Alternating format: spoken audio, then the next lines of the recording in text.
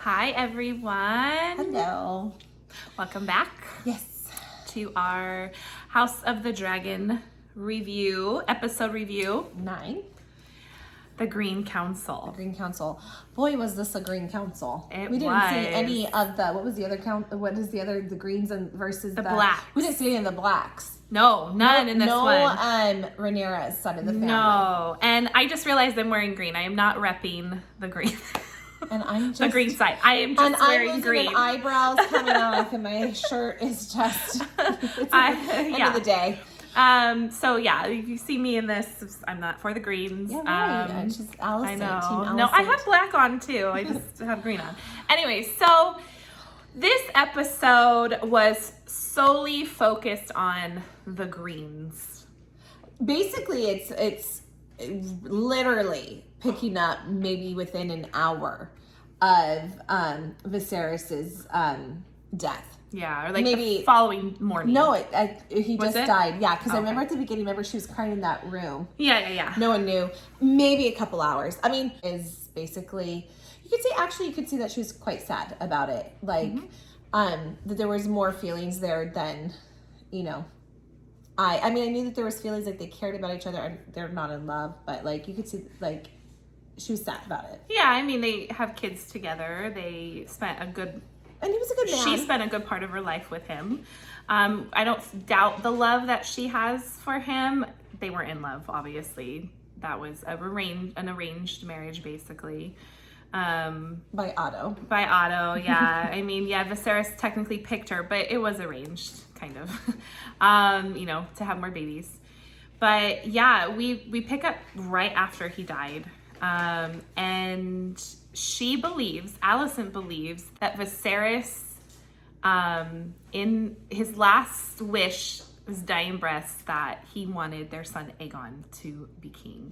Which was really him being more in a delusional state and thinking she was Rhaenyra, and really it was just misconstrued. It's not the right information for the right person, but you can see why Alicent thinks this way, but it was not for her. Because she doesn't know the prophecy, right? Like, no. So she's thinking, she hears the name Aegon. She's not thinking Aegon the Conqueror. She's thinking her son Aegon. Especially because this has been something that they've wanted for him to, take the throne.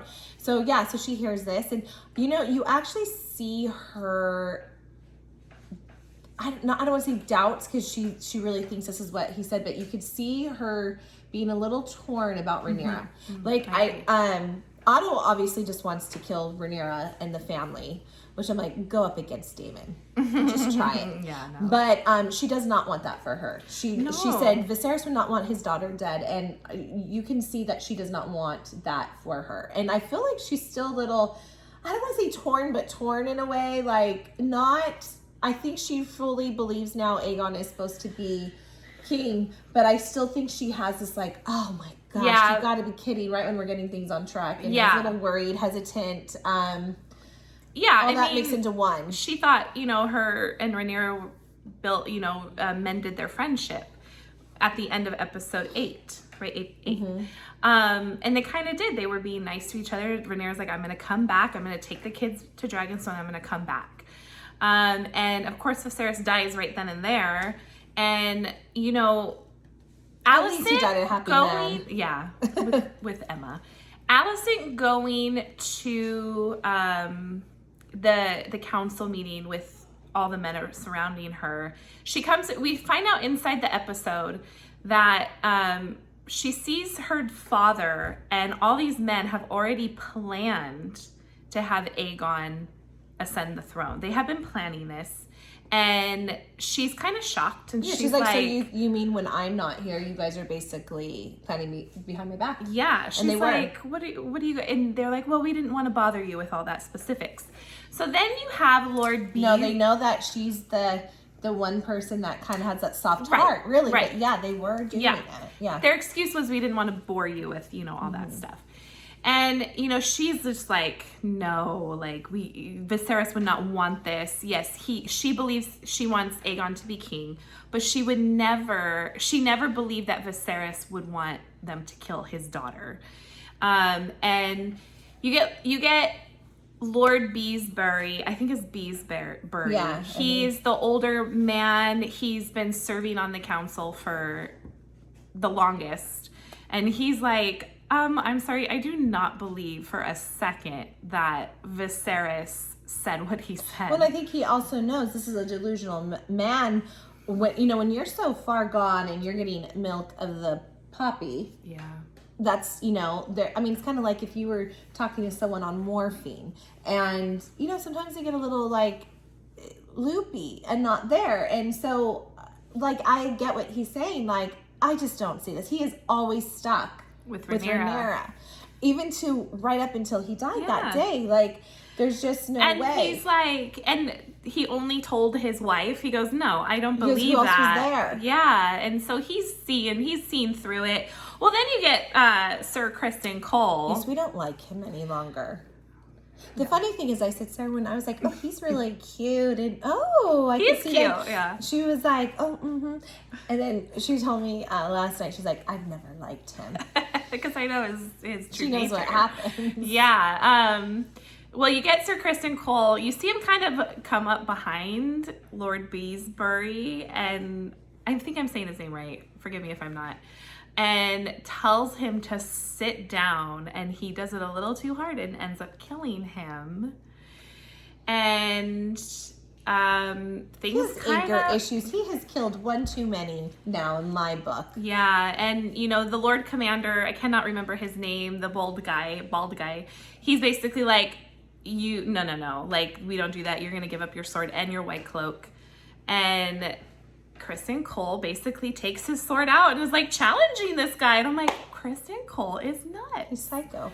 And the thing is like, even the knight, I can't remember his name either, the original commander, the bald guy in charge. Yeah, he definitely is not in agreement with this, and he basically says, when there's a king, then I will, yeah, because they order him to go kill Rhaenyra, and he's like, no, I'm sorry. You could tell he wasn't agreeing with it. No. Well, this leads to, they do not want news to get out to Rhaenyra and Daemon, and so this leads to locking people up until they figure out what they're going to do. This leads to, Rhaenys, did I say it right? Rhaenys, being locked up in her room.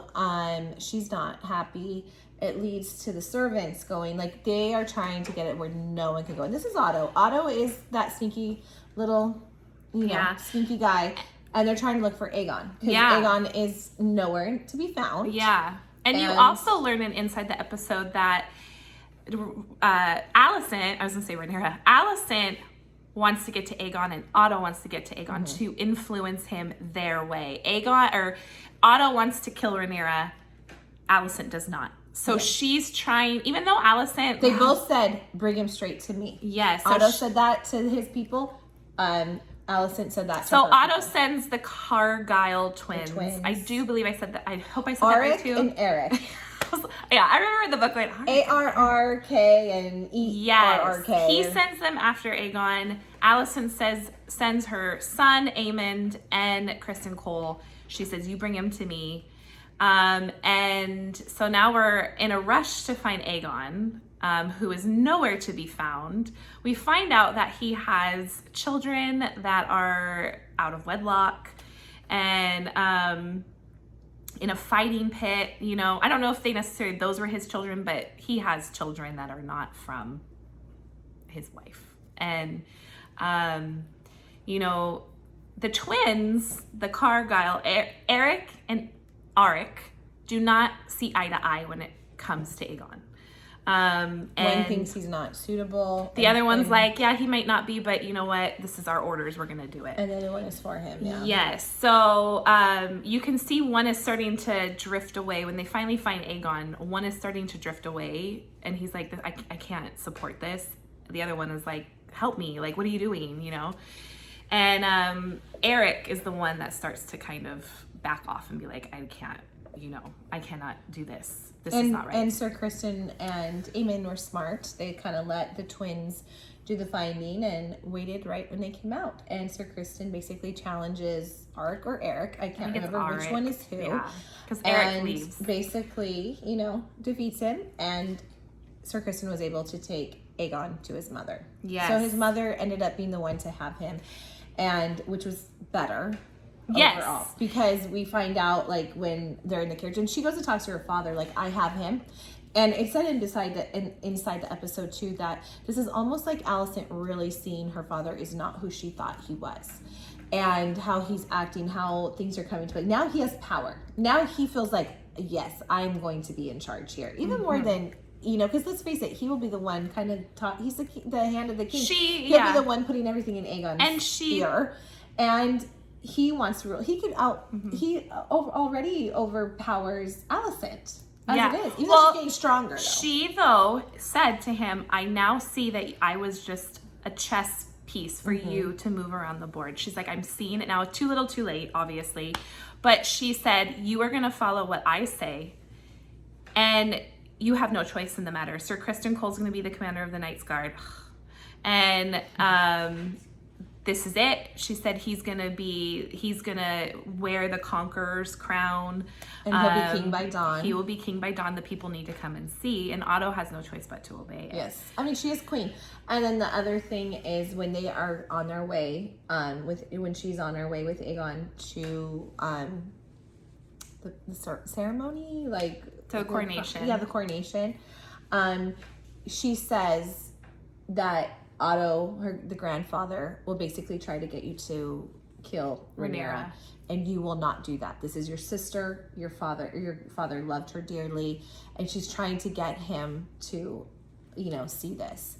Now, as this is going on, Rhaenys is in the streets because the one twin that decides he does not agree with, you know, Aegon and the Hightowers positioning and what they're doing. He goes and gets Rhaenys out of her locked room.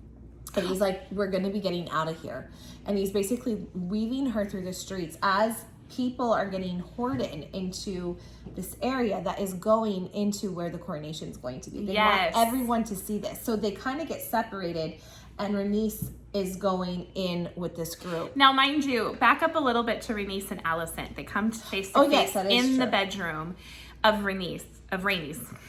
And she basically says, like, side with me. Alicent is telling her, side with me. I will make it worth your while, basically. Like, backing Rhaenyra, I mean, her kids are not a part of your line. There's no need to back it. Rhaenys is just basically like, you are doing whatever these men are telling you to do. Don't follow what these men, you're just following the tradition. And well, how she also starts, it was almost like, I'm surprised in you, like, you to come here and tell me this, you have more than I thought. Yeah. And it basically, and I think Alicent's like, we are mothers, like, we, you know, she's trying to like get you her, were supposed to be queen, you know, all this stuff. And then basically that's when Rhaenys is like, but you are still ruled by men. And you need to be doing so. So she basically took the stance, like, so she never gave an answer, but then, you know, she gets out of her room by Sir Eric, and she's moving through the streets. She's like, I'm not gonna leave my dragon, but Eric is like, no, you gotta leave. Like, you cannot, they're gonna be where your dragon is. Like, you cannot go to the dragon pit.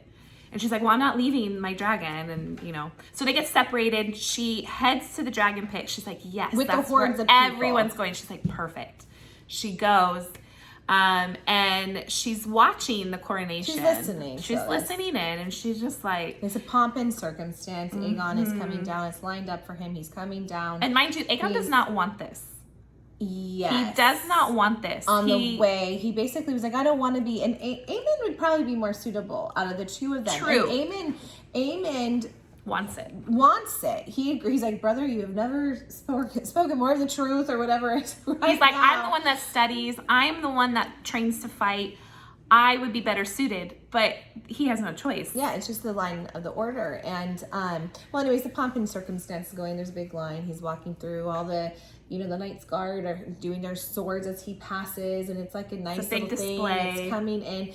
And, you know, inside the episode said it's such a Hightower way. They like the theatrics. They like the attention. They like the, you know, to make it big and bold and beautiful and, you know, show off their thing. And, you know, they go up there and basically crown him king. And you kind of see a shift, I believe, in Aegon a little bit. all of a sudden like, oh, gets all this these people power, are like- cheering for me. Because he believed no one ever loved him. Yes, and he all he wanted was for his father to say that. Yeah. In a way, kind of like Rhaenyra wanted for And so he long. did not believe his mom when she said, your father wants you to be king. He's like, no, he doesn't. He had 20 years to name me the heir, and he still, to his last day, was like, Rhaenyra is my heir. And I agree. I think he does not. I think he sees through that his father really wanted Rhaenyra. This is just getting twisted, and I think he knows that. But he's up there. People are cheering for him. They're accepting him from, King's Landing. This is the guy. And you could see all of a sudden him, with his thing. And he's kind of liking this attention that is coming from the people. And you can see almost like a power hungry kind of thing coming with him, I think. And, as this is going off, I call her Rhaenys is watching, and all of a sudden she slips out. I kind of knew what she was going to do. And she's gone. She watched enough of what was going on, and all of a sudden in the middle of the ceremony, the floor lifts up. I did not expect that to happen. I figured she was going to her dragon to leave. Well, that must not have been in the book, per se, like that. Because he said inside the episode, they wanted to give her, like, justice and, like, how they knew that they had to do something of a big, like, shock in a way. And I thought, what a perfect opportunity to get her. And her dragon, I found out today, her dragon is the Red Queen. That's what they call it. I was like, isn't that Damon's dragon for a second? No, it's the Red Queen. And it used to be, I also read it used to be the dragon of Viserys and Daemon's mom.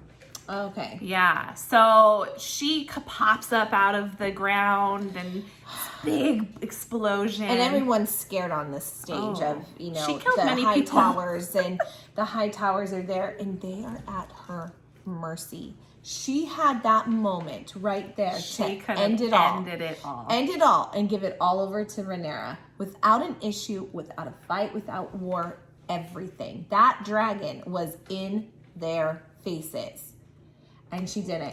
And inside the episode, it went, inside the episode, they said it was almost like a mother to mother. Or mother to mother, kind of like. And I feel like but with her saying, don't do that again. Do not mess with me. Well, it's kind of like a statement. Like, for me, I also read it as, like, this is what you have coming. You better beware that they're gonna come after you. She's going to tell Rhaenyra I showed right you now. mercy right now, but she's gonna go tell Rhaenyra and Daemon what's gonna happen, and now you have a war. And she basically was like, I may not have hurt like you. Declaring war right then and there, and without declaring war, because it was like, and how she looked at Alicent was like, like, it's you on. crossed that line. Yep. And you locked me up. You're going against Viserys, which is Viserys her brother or cousin? I always forget. Cousin.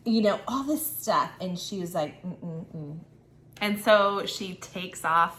You know where she's going. She's going to Daemon and Rhaenyra. And Alicent is, you can tell Alicent's she's like, a little worried.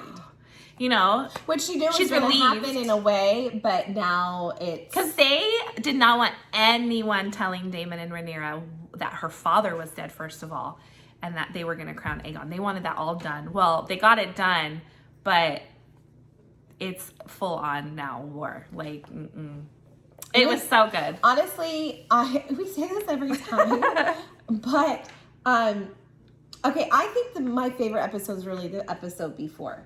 The last one of when they're sitting around the table and Viserys. Yes. Viserys just had such a great That was acting. such a good it was so good. episode.